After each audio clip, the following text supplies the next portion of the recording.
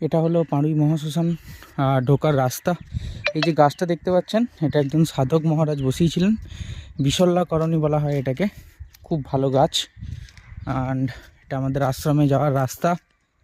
বাঁ দিকটা হলো খেলার মাঠ।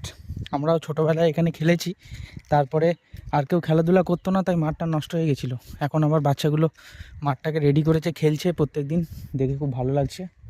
অ্যান্ড দেখতে পাচ্ছেন আমাদের আশ্রম দুপুরবেলা একদম নির্জন। যে মিস্ত্রিগুলো কাজ করছে তারা এখানে সাইকেলগুলো রাখে। এটা হলো আশ্রমের কলতলা, কিন্তু পরিচর্যার অভাবে ভেঙে গেছে অনেকটা। এই হলো আশ্রম। মাকে বর্তমানে এই ঘরটাতে রাখা হয়েছে, যেহেতু কাজকর্ম চলছে। তো এই হলো আশ্রমের গেট। দেখে নেবো কী কাজ চলছে আজ। মিস্ত্রি, আজকে কোন দিকে কাজ চলছে গো?